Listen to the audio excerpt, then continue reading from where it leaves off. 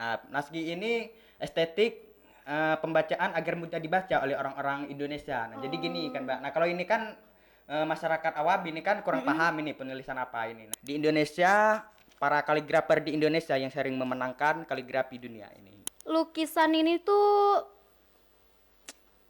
pernah gak ditawar sama Bupati Rejang Lebong?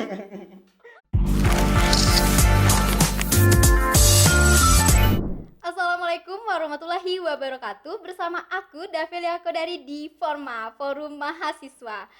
Oke Sobat PES, buat kalian yang pertama kali dengar program Forma, jadi program ini memang kita khusus buat mahasiswa, dimana di Forma kita bakal membahas seputar tentang inspirasi, prestasi, dan tentunya aspirasi dari mahasiswa.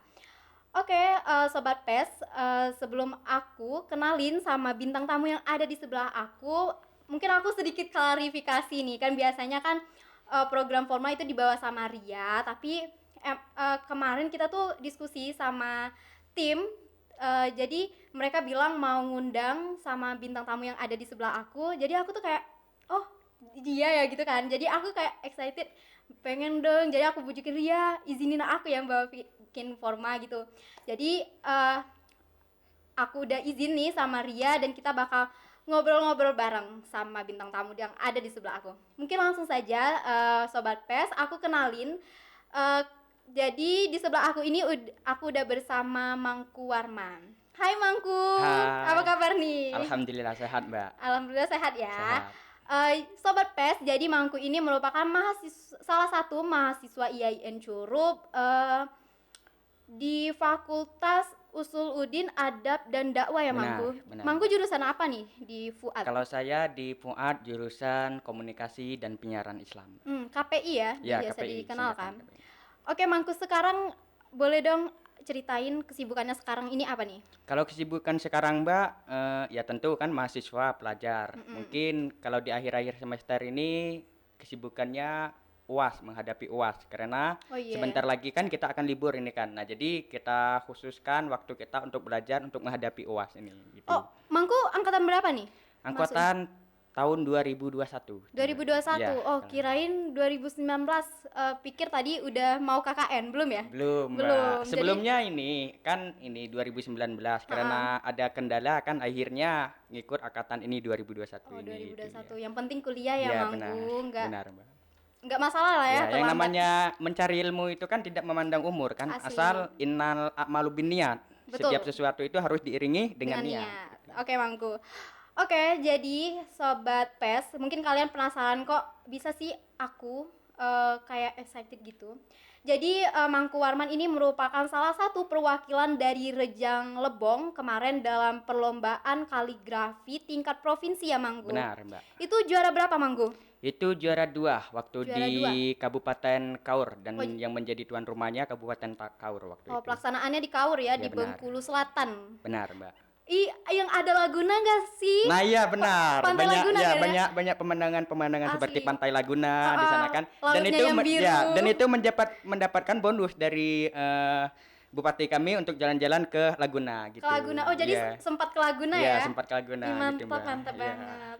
Oke, sobat PES, sorry nih aku sering kebawa di podcast PES nih Mangku karena Iya, emang nggak kita apa-apa, ada Mbak. 2 program Iya, di benar. sini kan. Mungkin kebiasaan. Iya, ya, betul benar. Mangku. Iya, Jadi benar. mohon dimaklumi ya Iya, sobat bisa, PES bisa. dan Mangku. Iya, Mbak. Mangku, jadi aku mau nanya nih. Aku penasaran.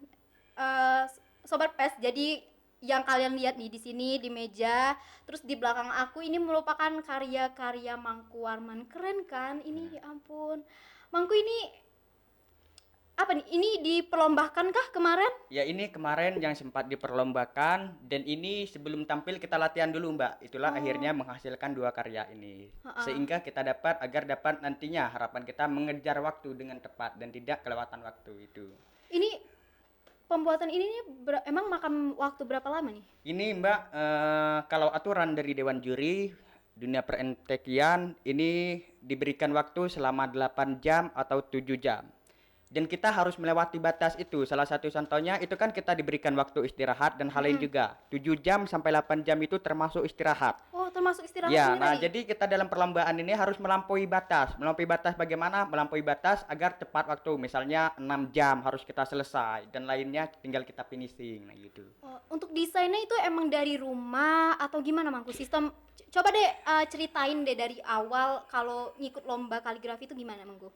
Dari Kalau pengalaman Mangku. dari pengalaman aku dulu Mbak ya, waktu pertama kali ikut waktu masih kelas 2 SMP. Waktu SMP. itu berada masih di Pondok Pesantren Hubul Etam dan saat itu di Lubuk Linggau. Dan setelah itu pertama kali ngikut MTQ itu karyanya kan tidak jadi itu. Punya yang lainnya itu bagus-bagus semua karyanya itu kan. Nah, jadi kita kena mental jadi. Dan selepas itu saya tinggalkan karya dan saya pulang gitu kan. Nah, sehingga lambat laun kita terus memasuki jenjang SMA dan selesai SMA itu. Dan akhirnya saran-saran dari senior itu kan untuk memberikan saran masuk ke dalam pondok pesantren yang namanya khusus belajar kaligrafi juga, namanya itu Lembaga Kaligrafi Al-Qur'an LMK waktu itu. Dan akhirnya masuklah ke sana dan di sana saya belajar maupun suka duka cintanya juga ada sedikit. Masya Allah. Ya, Itu jadi di mana Mangku? itu di Lokasinya? Jawa Barat, Mbak. Di Jawa Jawa Barat, Barat. Kabupaten Sukabumi. Oh. Itu.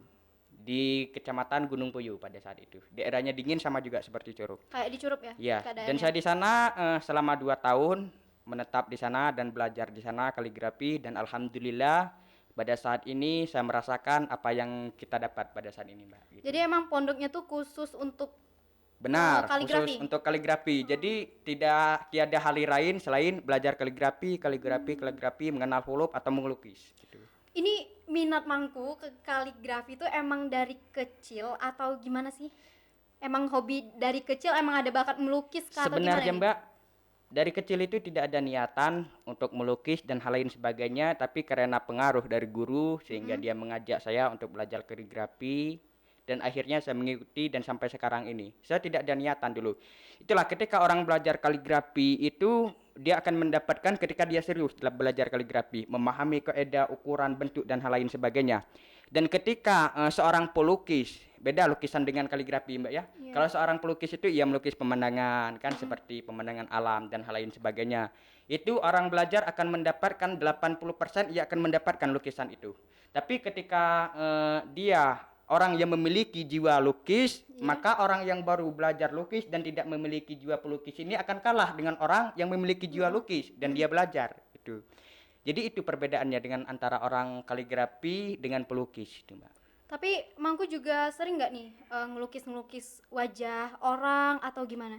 Pernah Kalau nggak pemandangan ngelukis selain wajah- kaligrafi? Ya, kalau ngelukis wajah-wajah orang sih, Mbak, saya melukis dengan menggunakan pensil ya. Heeh. Tapi ketika dengan menggunakan cat saya kurang karena tidak ada jiwa di sana. Saya menggambar atau melukis dari wajah orang itu gitu. Aku penasaran nih Mangku ya, Ya, kan benar. lihat kaligrafi ini tuh ada maknanya kah atau emang kombinasi antar huruf biasa aja ya? Atau gimana nih Mangku? Kalau dalam penulisan lukisan itu ada makna tersendiri, Mbak. Salah satunya lukisan yang menceritakan tentang kehancuran alam. Oh, kehancuran alam ini sebabnya apa? Oh, manusia. Oh, bagaimana seorang seniman itu melukis kehancuran alam dan sehingga disatu padukan dengan ayat-ayat Al-Qur'an gitu. Salah satu contohnya as-sama, kalimat as-sama itu kan dibuat sebagai awan-awan atau langit. Jadi antara as-sama ini huruf Arabnya digambar agak sebagai lukisan awan sedikit Oh, jadi gitu. huruf katanya tuh Ya, di digambarkan oleh bentuknya ya, gitu ya? bentuk awan dan sesuai dengan cerita yang dalam ayat itu tersebut. Ayat itu menceritakan tentang eh, kisah kehancuran atau orang-orang kafir terdahulu atau terlebih lagi kisah cinta misalkan kisah cinta Widih. pada Nabi Yusuf. Bagaimana seorang seniman dapat mengaplikasikan atau mengimplementasikan ke dalam sebuah lukisan gitu kalau seniman. Eh, jadi ngelukis ini tuh nggak sembarang yang aku kira ya Mangku ya. Ya Jadi benar Mbak, ngelukis enggak sembar. Dia ada teknik-tekniknya atau rahasia atau dasar-dasarnya. Seperti ini kan kaligrafi hiasan mushaf yang diperlombakan pada jenjang MTQ tingkat provinsi.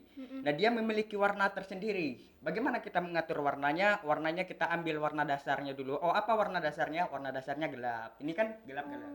Nah, semuanya gelap kan? Nah, setelah itu kita padukan dengan warna yang agak terang. Nah, sehingga terlihatlah ya agak rumit gini gitu. Oh. Dasarnya. Ini butuh konsentrasi nih kayaknya kan 8 jam detail loh ini Mangku. Ya benar Mbak, butuh waktu 8 jam atau 7 jam gitu. Tapi Mangku sendiri itu memang buatnya tuh emang membutuhkan waktu 8 jam atau bisa kurang atau lebih waktunya kalau buat kayak gini? Kalau 8 jam sih Mbak, tergantung dengan latihan kita sehari-hari atau dalam bahasanya itu tryout. Nah, tergantung iya. dengan tryout kita sendiri. Kalau kita tryout dalam tiap hari itu rajin, tiap hari satu karya, tiap hari satu saya karya 4 jam selesai dalam waktu 4 jam atau 5 jam dalam pembahasan mushaf ini. Tapi ketika kita malas-malasan, mungkin waktunya akan lebih dari 8 jam atau 9 jam itu. Jadi tergantung kita sendiri juga ya Mangku ya. Benar, Jadi kalau Mbak. memang kita giat gitu kan Iya. melukis terus cepat selesai. Cepat selesainya kan rata-rata ketika orang melukis itu atau menulis kaligrafi membuat hiasan kayak gini ketika ia seminggu sebelum lomba. Nah, seminggu sebelum lomba ia buat karya. Itu bagaimana kita bisa apa itu mengejar waktu yang melebihi dari batas kemampuan kita gitu, Mbak. MTQ nih ya, terkhususnya untuk cabang kaligrafi itu ada pembagian-pembagiannya lagi ya? Ya Mbak, kalau khusus ini pembagian kaligrafi itu ada 4 pembagian. Yang pertama yakni cabang hiasan mushaf yang seperti kita lihat ini. Yang kedua cabang naskah, dan naskah itu ialah hitam putih, cuman hitam putih dengan tulisan. Sedangkan dekorasi sama seperti ini, cuman ia memakai berbagai gaya tulisan seperti Diwani Jali, Kupi, Naski, dan Sulus. Itu apa tuh Mangku, boleh dong jelasin sama Iya. sobat PES ini? Iya, ini yang pertama itu gaya penulisan diwani. Gaya penulisan diwani ini gaya penulisan yang sering dipakai oleh orang-orang Turki dalam menulis surat. Nah, jadi kan di dalam surat itu menggunakan penulisan gaya diwani. Nah, dan diwani jali dan diwani itu tersendiri memiliki kode ketika seorang raja misalnya raja zaman dahulu atau raja Turki Utsmani ingin mengirim surat kepada raja yang berbeda dengan kabupaten atau daerah, ia memiliki kode agar surat itu tidak diubah nantinya dalam pengiriman. Itu jadi tidak ada salah sangka di dalam surat itu. Itu diwani. Sedangkan sulus itu estetik dengan penulisan-penulisan di seperti dekorasi masjid atau dan musola dan hal lain sebagainya. Kayak di dinding-dinding masjid itu ya, di pinggir-pinggir itu kan? Ya, di pinggir-pinggir itu. Itu estetik dengan menggunakan kaligrafi penulisan sulus. Mengapa begitu? Karena ia terlihat lebih cocok dan lebih indah ketika dipakai dengan penulisan kaligrafi sulus. Sedangkan kufi itu dipakai dalam perlombaan, seperti salah satunya perlombaan MTQ cabang naskah ini, Mbak. Jadi itu termasuk juga dalam golongan kufi tulisan India yang menciptakan penulisan itu. Iya. Sehingga para orang-orang India itu estetik dengan penulisan bentuk hupi, patah-patah atau kaku-kaku seperti itu, Mbak. Ini contohnya atau Ya, ini contoh penulisan kaligrafi Naski. Nah, Naski ini estetik pembacaan agar mudah dibaca oleh orang-orang Indonesia. Nah, jadi gini kan, Mbak. Nah, kalau ini kan masyarakat awam ini kan kurang paham ini penulisan apa ini. Nah, jadi estetiknya dengan penulisan kaligrafi khat naskah agar tujuannya di Al-Qur'an itu kan mudah dibaca. Sedangkan yang ini Diwani Jali ini ialah penulisan orang-orang zaman dahulu dalam memperindah karya atau kaligrafinya itu tersendiri. Sehingga Diwani Jali ini mengikuti pola bentuk seperti bentuk bulat atau bentuk seperti bentuk burung dan hal lain sebagainya. Love? Diwani ya, Boleh? bentuk love juga cinta itu kan. cinta Ya, kan? Oh itu. gitu ya. Ya, benar. Jadi sedetail itu ya kaligrafi ya. Benar, Mangku Mbak. nggak seperti yang aku bayangin. Iya. Jadi Mangku aku juga hobi melukis kayak kartun, anime-anime gitu. Oh. Karena aku juga ini nulis Arab ini kayak gini nih, itu ada tekniknya juga. Ya benar, Mbak. Dalam penulisan teknik Arab ini ada ukuran-ukuran hurufnya seperti golden ratio atau ukuran hurufnya per mili berapa titik dalam bentuk huruf ini gitu. Ataukah sudah kena belum dalam bentuk huruf ini. Nah, ini kan bentuk huruf ini kan kalau Naski ini di kaligrafer Indonesia itu tersendiri estetik dengan Imam Muhammad Shauqi kalau nggak salah, Muhammad Shauqi. Jadi rujukan daripada khat naski ini menuju ke Muhammad Shauqi, nah gitu Mbak. Salah satu ulama pencetus kaligrafi yang pertama kali dalam menulisan naskah. Itu tokoh dari mana tuh? Oh, itu tokoh dari Turki, Mbak. Dari Rata-rata kaligrafer atau huruf-huruf ini ditemukan di Turki gitu. Oh, Itu. begitu ya, Iya, Mangku benar, ya. Mbak. Eh, aku mau nunjukin nih karya Iya, Mangku sama benar. Sobat Pes, Boleh, boleh Mbak. ya? Iya, boleh. Ini beda lagi kah namanya dengan yang di Oh, belakang? ini beda, Mbak. Ini biasanya dipakai peraduan internasional. Salah satunya peraduan di Turki atau peraduan di Malaysia. Dan di sana banyak orang-orang Indonesia bahkan menjuarai di Turki. Peraduan maksudnya kayak lomba gitu. Nah, iya kayak lomba. Nah, peraduan ini dalam artian seluruh dunia mengikuti perlombaan itu. Berarti seluruh dunia yang menjadi lawan kita. Nah, gitu. Dan Masya ini Allah, keren banget ya. kebanyakan, Mbak, di Indonesia.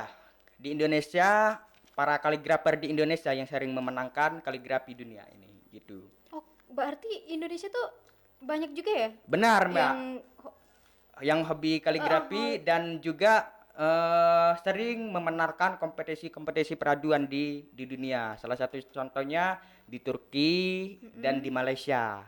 Nah, itu kenapa banyak masyarakat yang tidak tahu karena tidak disebarluaskan. Karena estetik dengan Indonesia ini kan yang sering terkenal adalah sepak bola gitu kan. Nah, sepak bola apalagi bulu tangkis dan hal lain Iya. sebagainya. Kalau dengan keislaman, dengan kesenian ini orang-orang Indonesia mungkin belum tahu mungkin ya atau mungkin disembunyikan mungkin kan mungkin. Itu yang sangat disayangkan Iya, ya itu Mangku, sangat padahal disayangkan. Indonesia kan Membawa nama Indonesia. mayoritas juga ya. Islam, Iya, tapi emang mayoritas Islam. untuk dunia kayak kaligrafi ini masih kurang ya Mangku. Ya benar, Mbak. Dan saya dapat saya simpulkan bahwasannya orang-orang yang menjuarai kaligrafi di tingkat dunia itu mereka membanggakan nama Indonesia di balik layar, berjuang tanpa diketahui itu yang Masya saya Allah. tawarkan. Ini tokoh favorit Mangku dalam dunia kaligrafi siapa nih?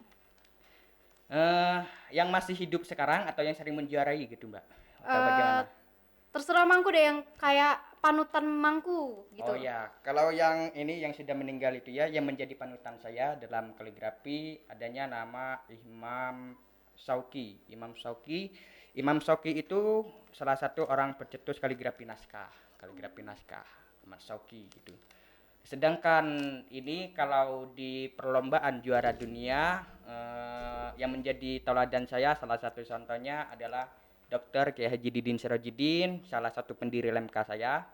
Itu tokoh Indonesia semua nih yang Nah, benar, disebutin Mbak. sama Mangku. Ya, Dr. Sirojidin MAG ini salah satu orang yang pertama kali pencetus membuat gerbakan dalam kaligrafi sehingga kaligrafi bisa menyesuaikan diri pada perkembangan zaman sekarang ini. Kan ada kaligrafi Masya Allah. digital namanya tuh, Mbak. Kaligrafi digital ini akan diperlombakan pada jenjang 2022 kalau nggak salah. Tahun Jadi ini itu, dong? ya. Jadi bagi para orang-orang yang paham dengan digital itu nantinya mereka akan diperlombakan juga dalam kaligrafi digital itu. Oh, Itu, begitu ya Mbak. Mangku. Ya, dan itu diperjuangkan oleh Dr. Kiai Haji Didin Sirojidin. Dan itu banyak pertentangan antara ulama bahwa ini makro, ini apa namanya itu Lukisan ini, bin'ah, untuk melukis ya, kaligrafi. ya bin'ah ini soalnya tidak ada di zaman Rasulullah dan hal lain sebagainya. Dan itu terus ayahanda perjuangkan dan sehingga dapat berkomunikasi pada zaman modern ini gitu. Lemka itu lembaga. Ya, lembaga kaligrafi Al-Qur'an. Berapa lama Mangku? Kalau di Lemka dulu Mbak sekitar 2 tahun saya di 2 sana. tahun. 2 tahun mendalami kaligrafi dan banyak hal juga rintangan dan ujian dan itu adalah dinamika kehidupan bagaimana ya mungkin dinamika mulai dari percintaan, ujian dan hal lain sebagainya itu sudah biasa bagi kita. Mangku kayaknya nggak jauh dari cinta-cinta nih ya. Ya gitulah Mbak, kan kita kan manusia yang normal. Ya, manusia yang normal memiliki hati dan perasaan gitu. Masya ya. Allah. Kan menulis kaligrafi ini kan harus menggunakan hati. Oh. Kita bisa menilai seseorang itu ketika dia menulis kaligrafi. Kalau ketika dia menulis kaligrafi cemberut atau mukanya agak kusam gitu, berarti ia tidak ikhlas menulis kaligrafi dan bisa kita lihat dari goresan itu. Oh, ini hatinya kurang kesabaran. Oh, ini hatinya kelihatan lagi, ya, ya, sebenarnya oh, ya, ini hatinya, ketika lagi benar. melukis Ya, kaligrafi oh, ini ya. hatinya lagi diputus cinta gitu. Oh, kita tebak-tebak. bisa dilihat Benar, juga. benar. Kalau Anda coba nanti Mbak nuliskan nanti. Enggak bisa. deh, ntar ketahuan nih si hati. Begitu. Mangku, kaligrafi Mangku pernah diperjualbelikan nggak nih? Pernah ditawar nggak sama orang? Kalau semenjak di Lemka belum Mbak ya. Mm-mm. Mungkin sering ikut-ikut mendekorasi masjid, Oh, mendekorasi kubah gitu Mbak ya. Kalau menjual kaligrafi sih baru sekarang saya membuka usaha yang namanya itu Mizan Art Kaligrafi. desain Ya, kaligrafi. benar. Kalau misal mau pesan sama Mangku nih, lewat apa nih? Bisa. Lewat Oh, IG, Mbak. Lewat IG dan Instagram. ya Instagram. Apa namanya Mangku? Mizan Art. Mizan Art. Mizan Art. Ya, itu Mizan Art Kaligrafi itu. Kenapa namanya Mizan Art? Ya, mizan itu sendiri bisa kita ambil dari sebuah kaligrafi dalam penulisan hot sulus seperti ini kan, Mbak. Nah, ini namanya mizan ini. Mizan apa artinya mizan? Mizan itu keseimbangan. Jadi dia memperindahkan huruf dalam bentuk hot sulus dan hot diwani jali itu. Sedangkan art itu adalah seni dan kaligrafi adalah penulisan Al-Qur'an itu. Jadi keseimbangan Allah. seni kaligrafi. Jadi Mangku nih terkonsep banget ya. Iya, Nama usaha aja ada filosofinya Iya, nih. Kan benar, biasanya tuh benar, Mbak. kayak singkatan Benar. atau enggak yang kayak kata-kata yang sering dilontarkan Iya, jadi dijadiin nama usaha Iya, nama gitu usaha. kan. Kalau Mangku kayaknya Udah terkonsep. ya Alhamdulillah. terkonsep banget nih. Dan itu dapat juga nama Mizan Art itu saya bisa mengartikan bahwasanya Mizan itu keseimbangan dan art itu bisa saya artikan seni cinta. Jadi keseimbangan dalam seni bercinta gitu. Masya Allah, Gitu. Mangku. Iya. Keren-keren. Mangku, Ya. lukisan ini tuh pernah nggak ditawar sama Bupati Rujak Lombok?